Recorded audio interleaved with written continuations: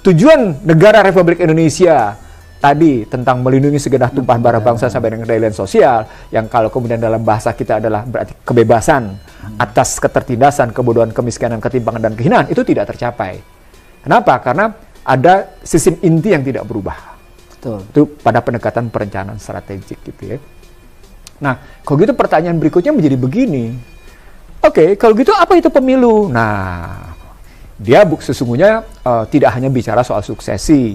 Dia bicara tentang ada harapan masyarakat agar hidupnya lebih baik, gitu ya. Jadi masyarakat hope. Yang dijual itu politisi kan, yang dijual hope, ya, harapan. Harapan. Ada janji untuk mempunyai harapan lebih baik. Misalnya ada orang pada kampanye 2004 punya sekian janji, termasuk janji 10 juta lapangan kerja.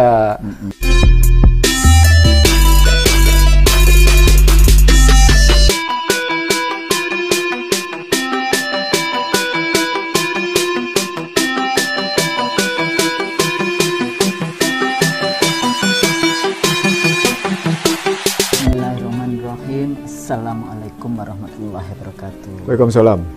Alhamdulillah, kali ini bersama kembali IC The Real Show dengan diskusi-diskusi yang diikuti terus. Silakan terus diikuti, mudah-mudahan itu mencerdaskan. Tentu saja seperti biasa saya selalu bersama sohib saya, sahabat saya, kolega saya, Dr. Iksanuddin Nursi, dan saya Husnul Maria. Alhamdulillah, Bang Nursi. Ya. Banyak ya isu ini bertumpuk-tumpuk ini. Dari mulai yang kita sebelumnya bicara tentang IKN, kayak gitu kan, bicara tentang korupsi, bicara ini. Tapi hari ini saya mau bicara Valentine Day. Oh iya, asik. Asik. Tanggal berapa Bang Nursi? 14 Februari. 14 Februari. Apa itu tuh Valentine Day itu, ada-ada aja kayak gitu kan. Kalau saya di Australia namanya juga apa namanya, masyarakat kapitalisme yang kayak gitu. Tuh ya isunya kan shopping, perempuan, belanja kayak gitu kan. Akhirnya yang untung ya produsen kayak gitu kan, kapitalis. Kemudian kita harus makan banyak-banyak coklat, makan macam-macam lah, dibuat satu story yang luar biasa. Film-film pun juga diarahkan untuk ke sana. Alat kontrasepsi pun makin laku. Ini jadi persoalan-persoalan tersendiri di dalam konteks 14 Februari. Tapi kita melihatnya ada dari dua sisi nih kali ini. Tidak hanya cuma 14 Februari Valentine Day, tapi 14 Februari 2024. Nah, ini menjadi persoalan itu. Katanya akan diselenggarakan putusan di DPR dan KPU pemilu serentak di 2024. Cuma kan ini ada banyak persoalan. Pada saat saya masih ingat dulu di 2004 ya, nggak pakai 20 ya, 2004. Bagaimana sih caranya menentukan tanggal? Nah, gitu. Kita selalu bicara pergantian suksesi pemerintahan presiden itu tanggal 20 Oktober. Kemudian legislatif itu 1 September. Jadi artinya harus sudah ada presiden baru sebelum 20 Oktober. Atau sudah harus ada legislatif baru sebelum 1 September. Betul. Sebetulnya posisinya di situ. Nah, kalau legislatif kan nggak ada 2 putaran. Kalau pilpres kan harusnya ada 2 putaran. Ternyata itu baru di 2004 aja ada 2 putaran. Setelah itu tidak pernah ada 2 putaran. Jadi kita menghitungnya ke belakang. Kenapa waktu itu juga berpikir, kenapa nggak Februari? Indonesia itu daerah khatulistiwa yang musimnya either panas atau hujan. Nah, kalau Februari menurut perkiraan ilmu-ilmu yang paham dengan cuaca dan sebagainya, itu masih banjir, masih banyak wilayah yang kena banjir. Sehingga ini juga harus difikirkan bagaimana pengiriman logistik, bagaimana macam-macam di dalam hal yang supportingnya di dalam konteks penyelenggaraan hari H dari pemilu. Jadi bukan sekedar saya mau bikin bulan Februari, apalagi jangan tanggal 21, nanti 212. Ini ya qadarullah, kenapa di awal pakai berpikir menentukan tanggal 21 Februari kayak gitu, tapi akhirnya diubah menjadi 14 Februari kayak gitu. Jadi nanti KPU pemilu hari apa? Valentine. Valentine, hari kasih sayang. Hari kasih sayang. Ungkapan kasih sayang perempuan terhadap laki-laki. Jadi mari kasih sayang. Ini ya kita kita money politik dengan kasih sayang. Kita memindah-mindahkan suara dengan kasih sayang. Kita masukkan ghost voters, pemilih-pemilih hantu, gitu kan istilahnya kan ghost voters atau pemilih yang nggak ada orangnya kayak gitu ya. Bahkan udah meninggal. Iya, ada yang meninggal, ada yang nggak meninggal ya. Pokoknya jumlah dimasukkan aja. Ghost voters, pemilih hantu dengan kasih sayang. Itu nanti akan dieksploitasi habis itu, yang kayak gitu. Terus kemudian kalau terjadi kecurangan pemilu, oh nggak apa-apa kan dengan kasih sayang.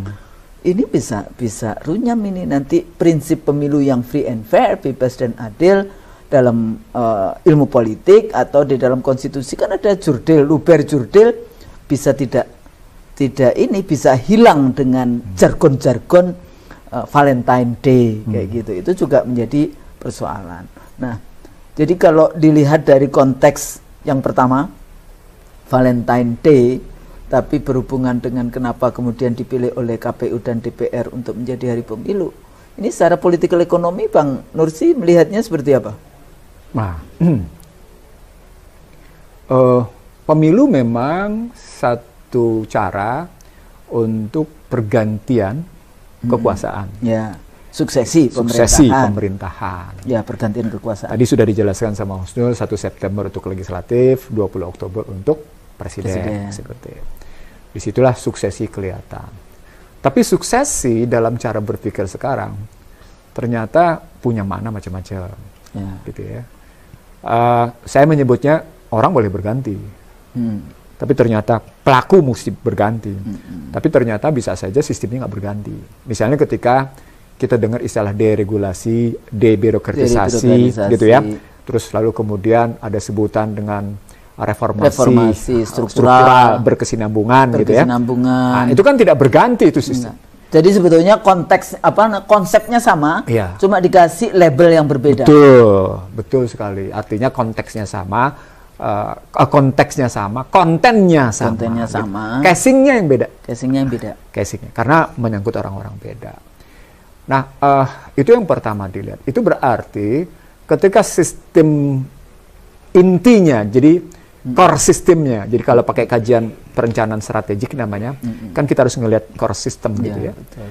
Ketika core sistemnya tidak berubah, cuma pelaku yang berubah, maka sesungguhnya tujuan organisasi yang bersangkutan atau tujuan lembaga bersangkutan dalam rangka suksesi tidak tercapai.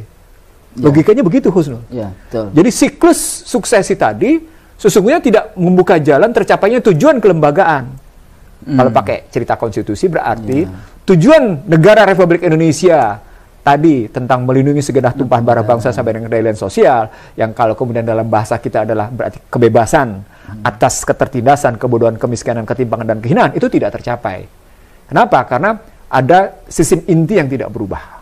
Itu pada pendekatan perencanaan strategik gitu ya. Nah, kalau gitu pertanyaan berikutnya menjadi begini. Oke, kalau gitu apa itu pemilu? Nah, dia sesungguhnya tidak hanya bicara soal suksesi. Dia bicara tentang ada harapan masyarakat agar hidupnya lebih baik, gitu ya. Jadi masyarakat hope. Yang dijual itu politisi kan yang dijual hope, harapan. Ada janji untuk mempunyai harapan lebih baik. Misalnya ada orang pada kampanye 2004 punya sekian janji, termasuk janji 10 juta lapangan kerja, janji tentang pembelian Indosat, janji ngutang dibatasi, janji tentang tidak membebaskan harga energi, janji tentang SMK gitu misalnya gitu ya. Nah, janji itu kalau tidak dipenuhi, nah itu menarik di situ. Artinya hope masyarakat itu menjadi harapan kosong. Nah, ketika harapan kosong itu tetap bergulir, kembali lagi pertanyaannya tadi, kok gitu sistem pemilunya gimana nih? Kenapa bisa harapan kosong itu tetap bergulir? Itu pertanyaan mendasarnya. Kenapa harapan kosong itu bisa bergulir? Dalam teori politik sesungguhnya kedaulatan yang diserahkan oleh masyarakat. Kan masyarakat pemegang kedaulatan kan? Iya, kedaulatan rakyat. Kedaulatan rakyat. Yang diserahkan melalui pemilu, itu bisa ditarik kembali nggak? Bisa. Secara ilmu politik bisa ditarik. Bisa. Ditarik kemudian dan tidak harus 5 tahun. Iya, itu makanya dikenal teorinya sebagai partisipasi politik. Nah, partisipasi politiknya kan dikenal 2, ada cara politik, ada positif, ada cara negatif gitu ya. Ada mobilisasi. Dan itu salah satunya begitu. Kalau saya nggak menerjemahkan mobilisasi, saya menerjemahkan dalam 2 tematik. Ada positif, ya, ada negatif. Bisa dilihat begitu. Itu berarti sistem pemilu melibatkan 5 masalah. Yang pertama soal pemilih.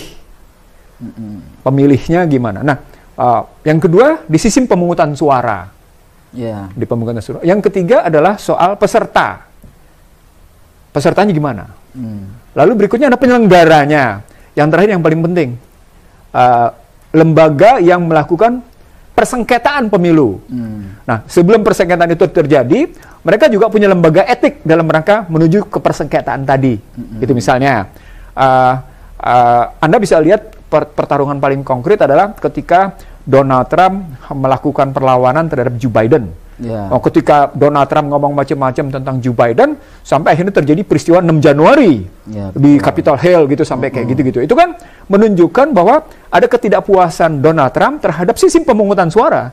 Ada ketidakpuasan Donald Trump terhadap penyelenggara, sampai dia sebut penyelenggaranya begini segala macam gitu ya. Dan itu berkepanjangan. Padahal dia incumbent. Incumbent. Kebayangkan bagaimana pertarungan kerasnya gitu. Artinya kita mesti lihat tadi, ini problematiknya di pemilihnya, problematiknya di sistem pemungutan suaranya, di penyelenggaranya, di pesertanya, atau di dispute resolution body-nya, 5 ini, di badan penyelesaian persengketaan. Nah, itu contoh paling nyata yang paling kita lihat kemarin di Januari 2020 ya. Bagaimana Donald Trump, Januari 2021, Januari 2021, karena pemilunya di November 2020. Nah, kalau itu kita terjemahkan ke dalam Indonesia, ini yang seperti Husnul bilang. Ketika dispute resolution body-nya adalah Mahkamah Konstitusi, maka Anda bilangnya apa? Mahkamah itu kalkulator itu. Padahal Mahkamah Konstitusi itu kan memiliki fungsi untuk the guardian of constitution. Di konstitusinya dijelaskan pemilu harus luber jurdil, artinya adil. Itu menjadi variabel penting, nilai penting, value penting bagi Mahkamah Konstitusi untuk melihat. Jadi nggak cuma udah kayak gitu, sekarang ditambah lagi kalau perbedaan angkanya tidak signifikan maka tidak boleh membawa ke Mahkamah Konstitusi. Nah, problemnya berarti sesungguhnya ada pembenaran ketidakjujuran. Gitu. Nah, ketidakjujuran terletaknya di mana? Tadi di sistem pemungutan suara, di pemilih. Nah, itu artinya problematiknya. Dalam pandangan saya, dan ini menjadi masalah besar bagi bangsa Indonesia adalah soal sikap jujur terhadap pemilih, jumlah pemilih. Mulai dari situ. DPT. Nah, DPT. Jadi saya ngambil sebuah research. Sebuah riset di UI kebetulan, gitu ya, menyatakan bahwa problematik di Indonesia itu data tidak bisa diverifikasi. Data yang dimunculkan oleh KPU, data yang dimunculkan oleh yang namanya Kementerian Dalam Negeri, data yang dimunculkan oleh yang namanya satu lagi BPS, itu tidak bisa diverifikasi, tidak bisa dikonfirmasi, diverifikasi dan divalidasi. Kenapa? Karena statusnya sensus. Karena statusnya survei. Kalau Anda kan dulu bikinnya bukan sensus kita. Sensus semua dari yang mulai lahir dan sampai dari mulai lahir. Jadi lahir 2003 bulan Maret tercatat. Nah, makanya kemarin Budi Gunadi Sadikin dalam rangka vaksin menggunakan data KPU. Padahal data KPU sudah termanipulasi dengan istilah daftar pemilih fiktif. Itu tahun berapa yang data yang belakang-belakang? Saya ingin mengatakan ada pergeseran di situ.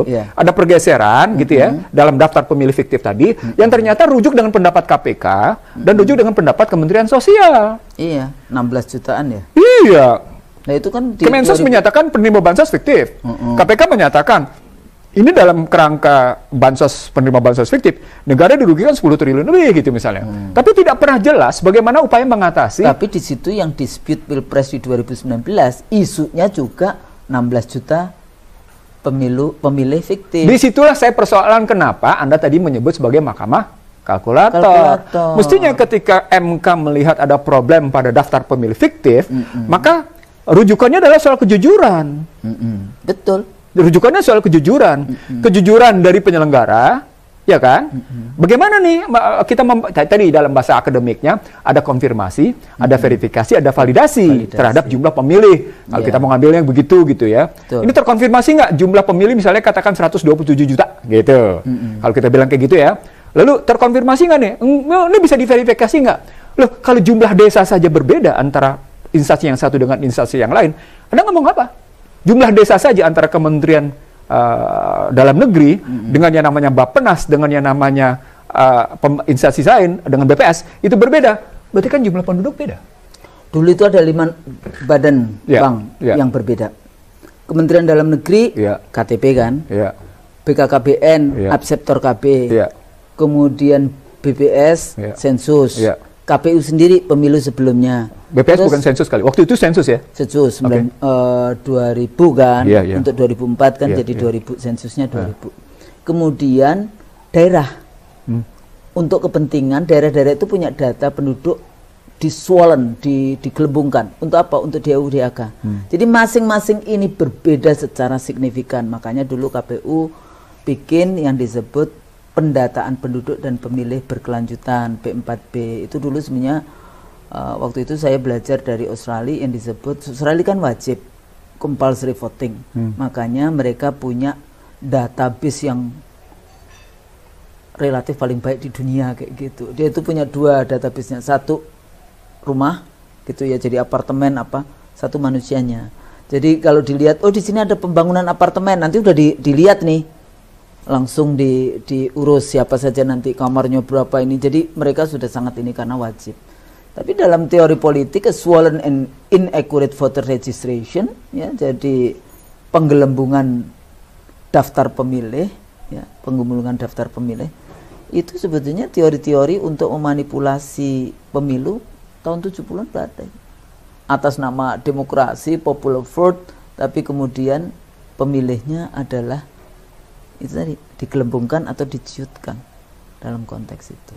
Nah, balik lagi tadi, 16 juta yang berbeda itu menjadi isu pada saat Pilpres di 2019. Angka Anda 16 juta, angka pihak lain bisa sampai dengan 20-an. Ya waktu itu soalnya tim IT dari itu kan. Dan kebayang nggak kalau mereka mempersiapkan pemilu 2024 dari bulan Oktober kemarin untuk tim IT-nya bagaimana?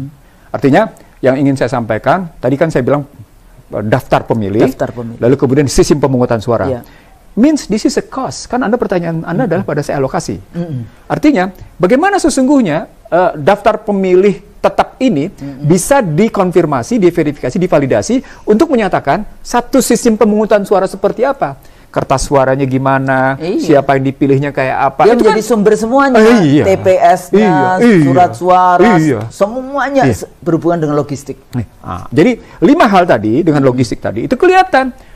Ini kalau kita ambil dalam perspektif Hari Kasih Sayang, ini the real atau the false Valentine. Itu kalau pakai tesis tentang Valentine. Kalau pakai tesis Valentine, kan khusus masih bilang Hari Kasih Sayang pembayaran suara, Hari Kasih Sayang pembayaran. Nah kan itu kan itu pertanyaannya the genuine and the original kasih sayang atau kemudian the false kasih sayang. Jadi akhirnya digunakan sebagai satu jargon untuk memanipulasi, persoalannya kan di situ. Dan siapa yang diuntungkan di dalam konteks? Disitulah saya mundur ke peranan National Democratic Institute di bawah Jimmy Carter pada pemilu 2004, di mana Anda menjadi KPU-nya, di mana Anda punya pengalaman mendalam di situ, betapa yang namanya kekuatan lembaga-lembaga negara maju dan lembaga multilateral itu masuk ke KPU. Kalau cerita Anda. Iya, ya, tapi kita tolak kan? Iya, Anda tolak. Tapi kan kemudian pernyataan berikutnya oleh Jimmy Carter, kita masuk penjara habis itu. Nah, itu karena tahu nggak Anda kenapa dipenjarakan? Kenapa? Karena berikutnya Jimmy Carter menyatakan di International Herald Tribune, di negara mayoritas Muslim, demokrasi telah menang. Padahal di depan kita, Islam and democracy is compatible. That his statement in KPU in front of us. Ya, jadi artinya sesungguhnya problemnya menjadi Ketika itu dinyatakan oleh Jimmy Carter sebagai National Democratic Institute, lalu kemudian ternyata dalam rentang 2004 terjadi perubahan Undang-Undang Dasar 45 menjadi Undang-Undang Dasar 2002. Kan mesti dilihat ternyata memang ada sebuah perekayasaan tertentu lewat siklus pemilu itu maksud saya. Jadi ada pemilu kan selalu digunakan untuk itu. Jadi atas nama demokrasi, atas nama popular vote, atas nama semuanya, tinggal orang take it for granted. Makanya dulu tantangan saya kepada teman-teman political scientist, Anda jangan cuma mengatakan, oh ya pemilu Indonesia aman-aman saja. Aman tapi diinjek semua, aman tapi dibayar. Gimana menjelaskan secara keilmuan? Ya, itu yang saya sebut sebagai demokrasi korporasi. Korporasi. Jadi dibayar itu ya? Itu produk Undang-Undang Dasar 2002. Ya, popular vote. Popular vote jatuhnya begitu gitu. Ya, betul. Nah, tetapi bukan sekedar itu, ada problematik besar ketika terjadi kerjasama antar kekuatan bisnis dengan kekuatan politik. Dan itu oligarki politik dan oligarki ekonomi itu. Dan itu mensahkan secara sosiologis gitu ya. Kekuatan status quo, saya bilangnya mensahkan secara sosiologis ya. Kebenaran status quo. Maka Anda bisa lihat siapa penguasa bisnis di era Soeharto, siapa penguasa bisnis di era reformasi pada upaya untuk mereformasi struktural kalau pakai bahasa IMF, siapa penguasa setelah 2004 karena BPPN ditutup pada Februari 2004. Tapi gitu sebetulnya di era demokrasi yang tadi pasar itu lebih jahat. Kenapa lebih jahatnya? Karena siapa sebetulnya yang memegang tali pecut kendali dari kekuasaan itu, who hold the whip hand antara public dan private itu, karena akhirnya kan dengan akumulasi capital, kemudian penguasaan partai politik menjadi partai rental itu ya, jadi partai politik dikuasai oleh para oligarki, oleh para bandar, oleh para yang seperti itu, akhirnya ini sudah terjerat gitu loh, yang ijon kalau tadi kita bicara tentang ijon. Partai politik sudah bukan dikuasai oleh, dia tidak punya kedaulatan, tidak memiliki apa yang integritas itu di dalam konteks ini. Terus kemudian seringkali kader saja itu dia harus ya jadi partai rental mengusung kader orang lain, bahkan sama sekali tidak ada hubungannya dengan partai karena dia tidak pernah aktif di dalam partai itu. Jadi akhirnya Bang, semuanya ini rentetannya negara berantakan karena ini, tapi ujung-ujungnya adalah partai. Tadi kan saya bilang peserta pemilu. Peserta. Nah, jadi dilihat di situ Abang yang pernah di partai. Nah, ketika kita bicara peserta pemilu sebagai kata kunci, Undang-Undang Dasar 2002 menempatkan partai politik itu sebagai satu-satunya pemegang saham dalam siklus pemerintahan. Satu-satunya pemegang saham. Istilahnya kalau Indonesia adalah PT Indonesia Raya gitu ya. Pemegang sahamnya adalah berdasarkan Undang-Undang Dasar 2002 adalah partai politik yang menjadi peserta pemilu. Tadi kan kita bilang salah satu. Tapi partai politiknya sudah tersandra oleh oligarki ekonomi, oleh bandar. Jadi artinya jadi siapa sebetulnya yang paling? Tadi demokrasi korporasi. Jadi Ndoronya ini siapa? Ndoronya ini. Ndoro bandarnya istilah. Ndoro bandarnya siapa? Jadi kami tidak dalam Anda saya yakin sama seperti saya tidak dalam kerangka pesimis menghadapi 2024. Tetapi kita dalam konstruksi saling mengurai supaya bisa diselesaikan di setiap titik gitu. Betul sekali, setiap tahapan pemilu itu gitu ya, sampai akhirnya berujung pada the real sovereignty itu gitu ya, kesejatian dan keaslian kedaulatan, mengembalikan kedaulatan dan dignity eksistensi negara Republik Indonesia kayak gitu. Kalau sudah sampai dignity itu output, saya bahkan sampai pada prinsip begini, konten dignity itu dua. Keaslian dan kesejatian pada kedaulatan rakyat itu. Betul. Ini kan nggak ada. Bagaimana asli tadi orang dibeli? Iya. Satu. Bagaimana sejati? Uang aspirasinya aspirasi palsu. Terus jadi cap. Iya. Ada undang-undang di draft dibikin cap. Katanya yang bikin oligarki ekonomi, bandar kan? Mau undang-undang omnibus. Minerba. IKN juga. Iya, sama iya. Jadi artinya balik lagi ke dalam kerangka berpikir kita. Siklus ini menjadi punya pertanyaan.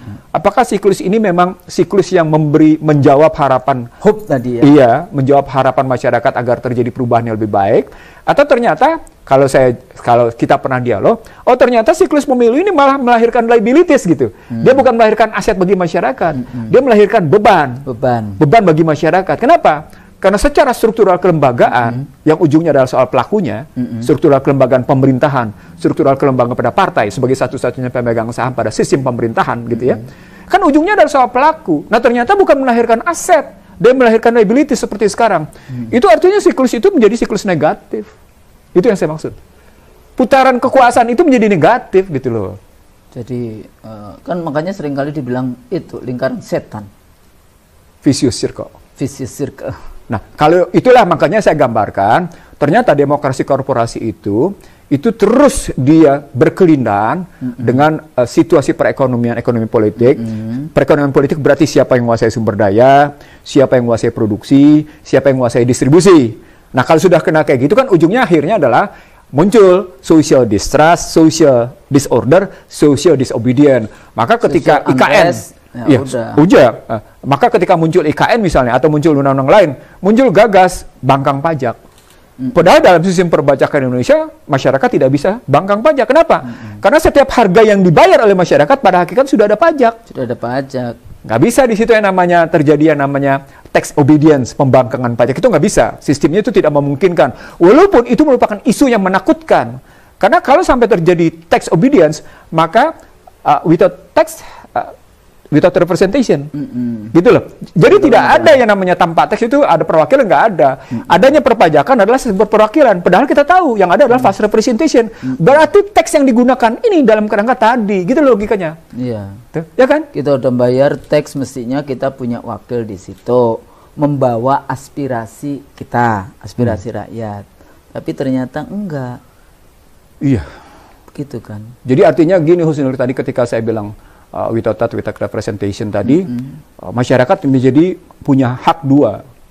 Hak yang pertama adalah ketika kedaulatannya sudah dia serahkan dan tidak dijalankan dengan baik. Hak kedua adalah ketika dia bayar pajak dan ternyata penggunaan pajak tidak dalam rangka benefit bagi masyarakat. Itu dua hak Husnul.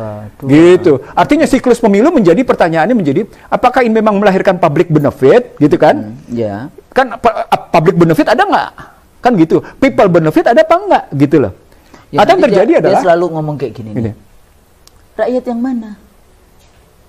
Oh, terminologi rakyatnya gampang. Saya bilang setiap individu warga negara Indonesia adalah rakyat dan dia punya hak untuk mempertanyakan itu karena dia vote, dia memberikan vote-nya untuk itu. Maka setiap individu, setiap warga negara punya hak. Jadi jangan itu DPR selalu ngomongnya rakyat yang mana? Penguasa juga ngomong rakyat yang mana? Itu karena mereka berlindung di balik yang namanya kepalsuan fallacy logic namanya. Jadi ada fallacy logic. Jadi pertanyaan itu adalah fallacy logic. Logika-logika semu, logika-logika palsu untuk menjustifikasi. Nah, ini menarik di sini untuk menjustifikasi dan merasionalisasi kebijakan mereka. Jadi dalam perdebatan filsafat itu namanya fallacy logic. Kausalitasnya, hukum sebab akibatnya itu hukum sebab akibat yang tidak menyelesaikan masalah. Padahal sesungguhnya kalau kita bicara fallacy logic dalam perspektif kausalitas Verban, hubungan sebab akibat yang terus berkesinambungan, dia harus memberikan tadi liability, aset bukan liabilities, bukan beban, tapi gitu. Dia menjadi pemimpin yang dipilih melakukan sesuatu amanah konstitusi sebetulnya. Nggak usah kemana-mana, kembali lagi apa tugas yang dibebankan dalam konstitusi seperti sumpah jabatan. Nah, sebenarnya logikanya gampang, seperti kita naik sepeda. Naik sepeda kita ngayuh nih. Pemirsa abang kita satu ini ternyata adalah olahragawan sepeda, tapi sempat juga jatuh. Jatuh jangan ditabrak. Jadi wallahu alam. Jadi kalau kita bersepeda, maka kita lihat setiap siklus roda berputar, itu ada benefit. Maju dia. Sambil menjaga keseimbangan. Karena begitu dia cuma dua roda ya. Iya, dua roda. Dia menjaga keseimbangan, dia terus bergerak dan dia punya benefit karena maju. Apalagi dia kalau akan sampai ke tujuan. Gitu loh. Apalagi bersepeda uphill. Saya menyebutnya uphill cycling gitu ya. Bersepeda untuk nanjak. Maka Anda harus menjaga stabilitas. Anda harus menjaga kemampuan Anda harus menjaga keseimbangan Anda, harus menjaga emosi, harus kemampuan menghitung kapasitas. Kalau naik terus kemudian nggak duduk di sadelnya apa tadi katanya? Apa dampaknya? Ya, itu untuk olahragawan. Nggak bisa aja itu dibawa pada level political ekonomi. Anda harus duduk kepentingan dari rakyat ini. Iya, gitu. Betul. Kalau enggak, ya udah bisa terputus ini. Habis. Kaki paha itu habis sudah nggak karu-karuan. Jadi artinya kalau Anda nanjak tanpa sadal gitu ya, maka Anda harus menghitung kekuatan paha, Anda harus menghitung kekuatan jantung, kekuatan paru-paru, dan nafas sedaya juangnya luar biasa itu kalau nanjak kayak gitu. Tapi saya ingin mengatakan begini, filosofi orang naik sepeda itu kan memang begini, dia berputar. Itu siklus. Siklusnya benefit. Benefit bagi paru-paru, benefit bagi jantung, benefit bagi mata. Karena ketika kita mandang ke depan, itu release extension. Melepas ketegangan, dan itu luar biasa. Jadi artinya, kalau kita ngambil filosofi seperti itu, maka siklus yang kita bicarakan dalam konteks pemilu, dia mestinya lagi-lagi melahirkan benefit. Bukan melahirkan liabilities gitu. Iya, jadi beban rakyat, terus utang menumpuk. Terus apalagi yang jadi masalah, Husnul, yang jadi masalah, ternyata dia bukan sekedar melahirkan liabilities, liabilities statusnya intangible. Orang tidak merasa ini sebagai sebuah beban kerugian, ya tadi yang kita sebut sebagai ultra, tapi orang menganggap ya sudahlah, kita nggak bisa punya pilihan, mau ngomong apa gitu. Seolah-olah masyarakat tidak punya pilihan. Loh, katanya Anda demokrasi, tapi Anda dipaksa untuk memilih sesuatu yang sesungguhnya tidak demokrasi, gimana dong? Nah, ini pernah dilakukan sesungguhnya di era reformasi ketika Komisi 11 tidak punya pilihan untuk memilih gubernur, satu calon diajukan. Kenapa? Karena sebelumnya calon-calon itu dihajar habis gitu ya oleh masyarakat. Ini kejadian di era SBY gitu ya. Maka SBY kemudian satu ngusulin, dalam bahasa lain didikte oleh Komisi 11 kan.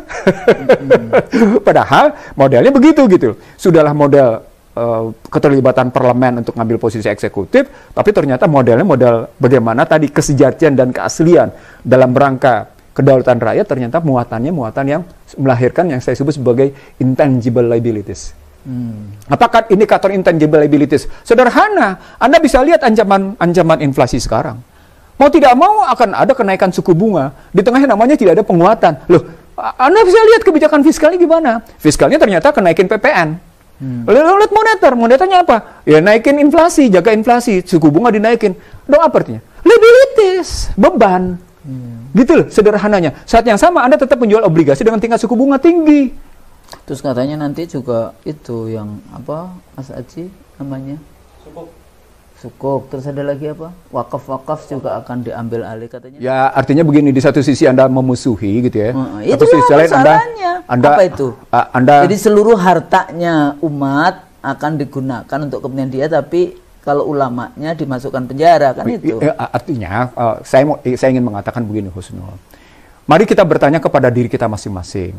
Apakah 14 Februari 2024 ini melahirkan satu people benefit, public benefit untuk masa depan bangsa Indonesia ini, atau malah melahirkan apa yang kita sebut sebagai people liabilities gitu loh, political liabilities gitu, beban-beban politik, beban-beban masyarakat.